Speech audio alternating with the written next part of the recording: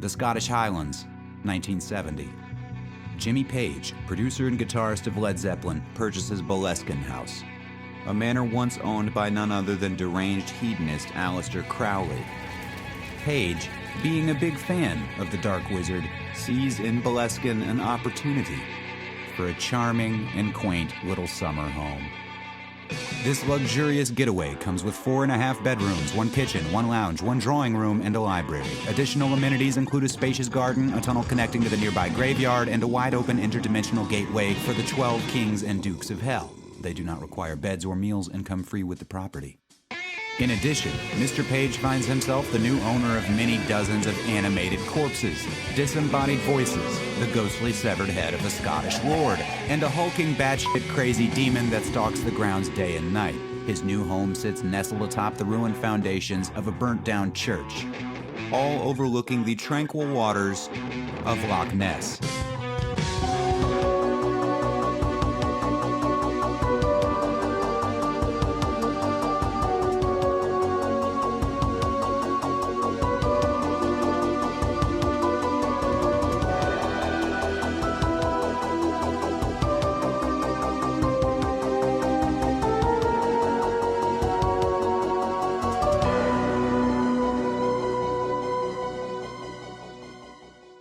Jimmy Page's obsession with Aleister Crowley was well known around 1970.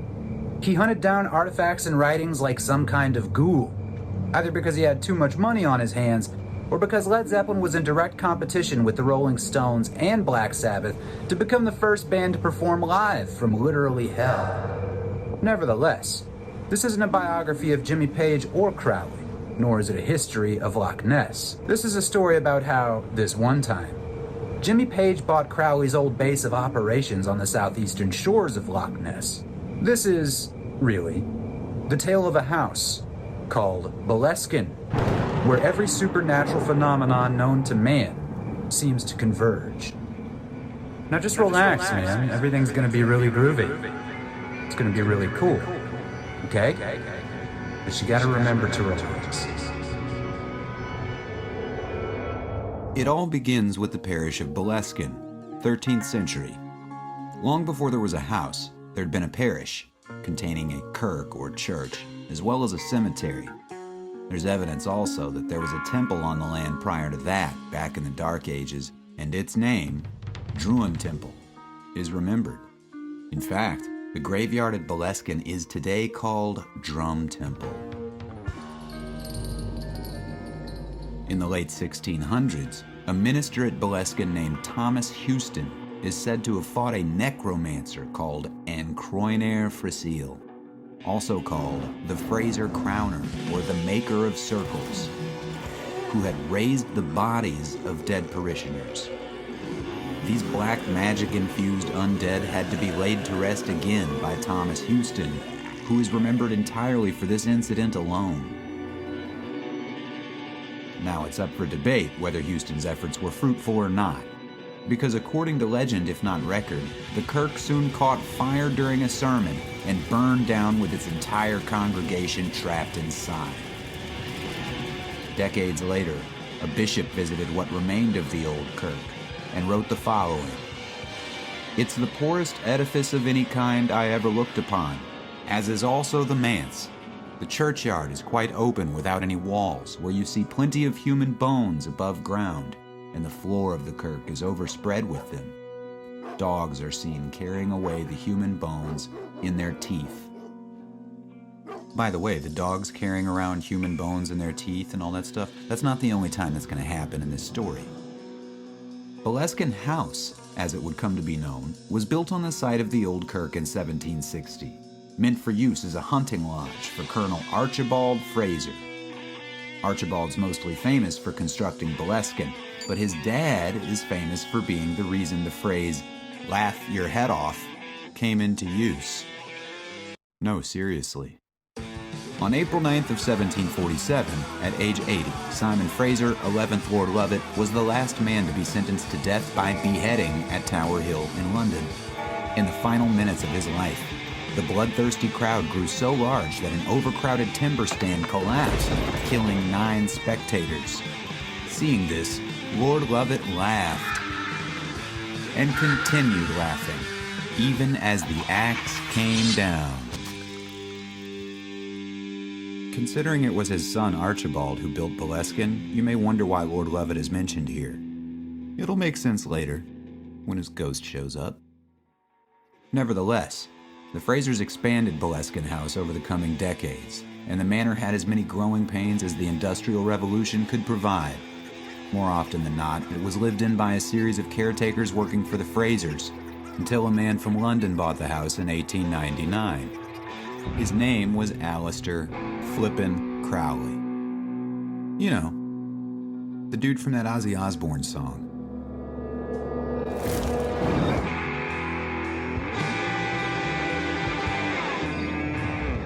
The Hermetic Order of the Golden Dawn was a fun-loving gang of occultists, that included the kinds of names you could find on just about any box of cereal.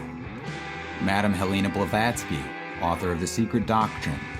Arthur Edward Waite, creator of the modern tarot.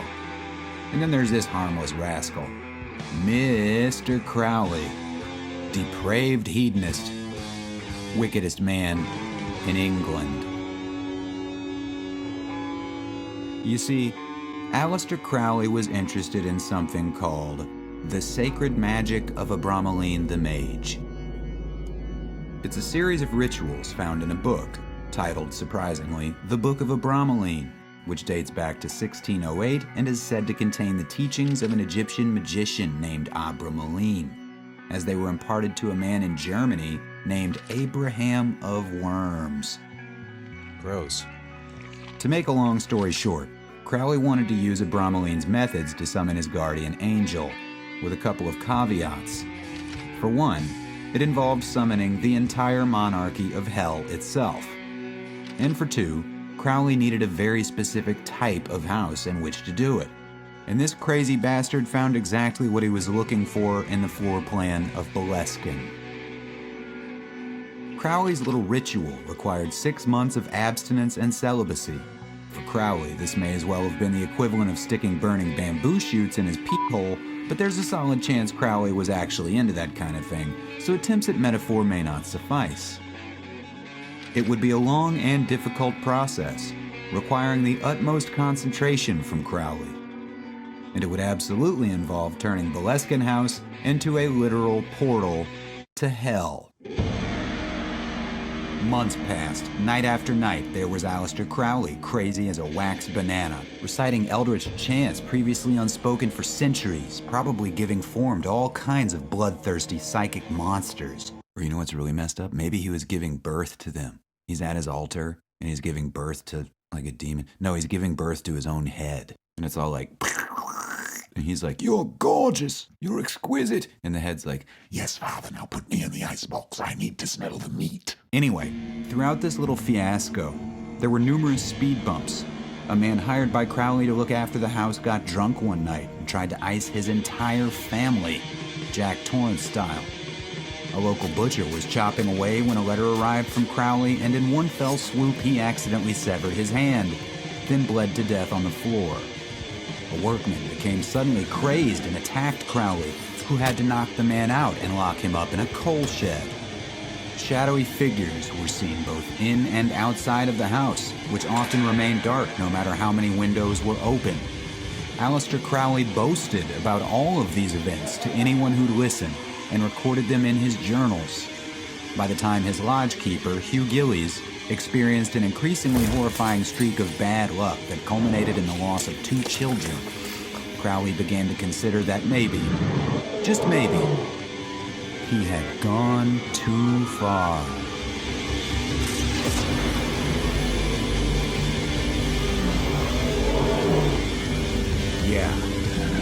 Yeah, not cool at all. According to Crowley himself, he had just successfully unleashed cosmic evil on the Boleskine property, when unexpectedly, he was summoned to Paris by the aforementioned Hermetic Order of the Golden Dawn. Basically, he'd opened a few nightmare portals in his house and walked away. For the record, he later traveled to Egypt, where he claimed to have successfully completed Abramelin's ritual. He unsuccessfully completed life in 1947. His last words were, I'm perplexed. For no reason at all, it's 1970. Here's Jimmy Page checking out his new digs. A place to write songs is what he said he was looking for, and now he's on the Superconscious Express, man, and he's getting the vibes for a new guitar. Relaxing between tours, entertaining weird friends, hearing things at night, growing uncomfortable as he spies shadow figures in the corner of his eye. Boleskine House is just a macabre interdimensional party, non-stop, and if time is an illusion, then all of this is happening at once. Dig this, man. Crowley's summoning monsters in the foyer. Jimmy Page is writing the riffs for Black Dog, which is an awesome riff. And Major Edward Grant, the house's previous owner before Page, he's feeling a little tired of it all, so he's gonna go to bed. Forever. Later on, a housekeeper will be alerted to the Major's situation when she sees his dog carrying around a piece of the Major's skull. The blind woman roaming around in despair, she's one of the owners prior to Major Grant, and she's been abandoned in the house by her husband. She'll wander around for weeks. Yeah, man, it's all happening at once, and that means that all of this, the Kirk, the house, all of it, is burning.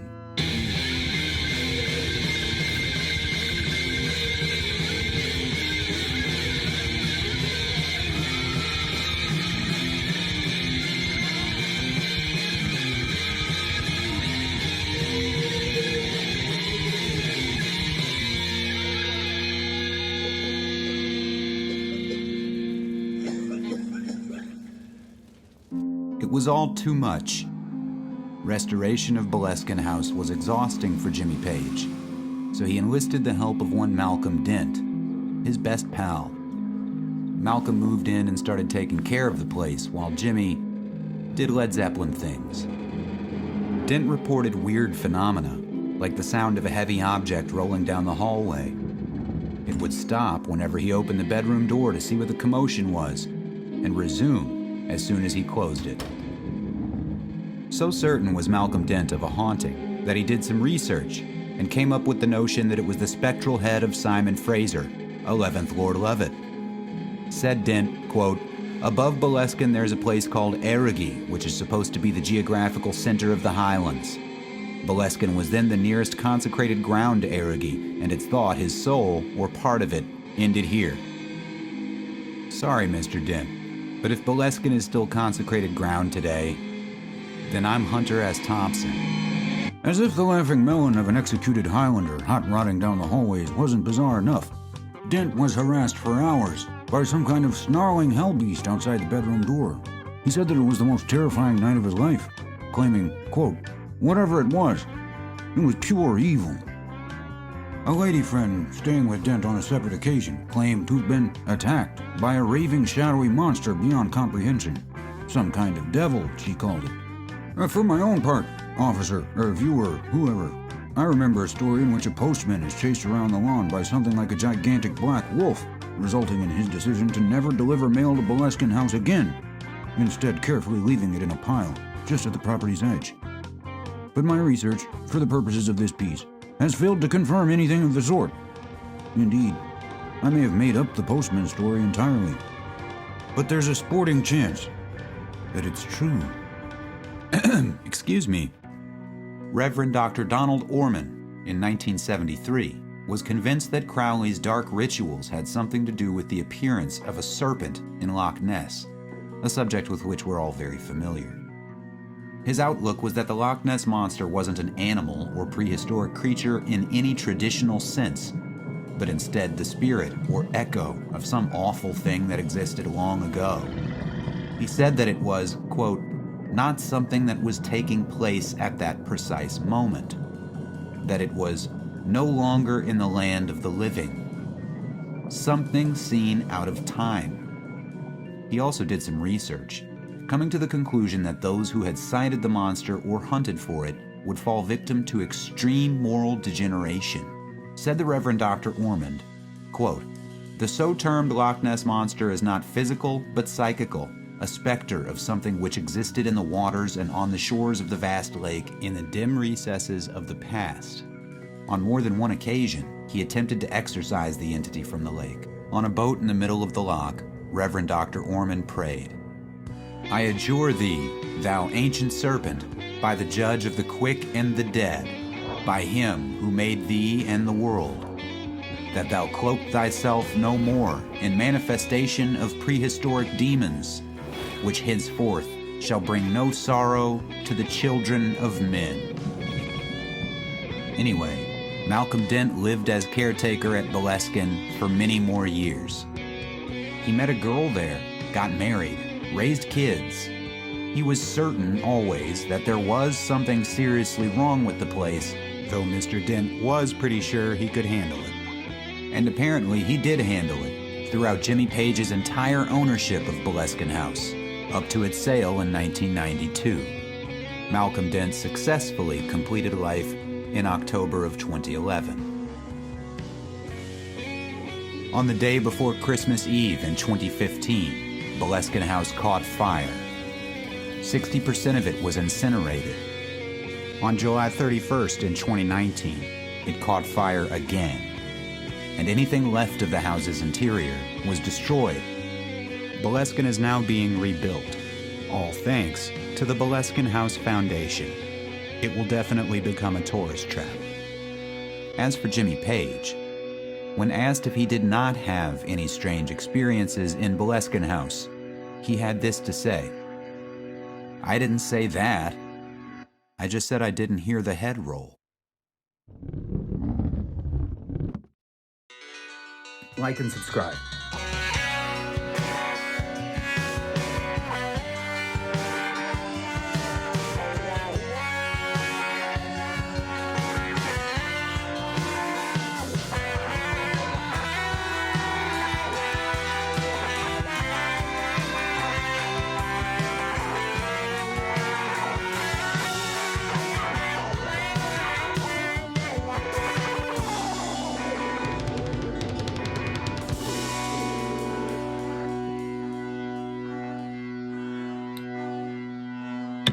These things are broke again.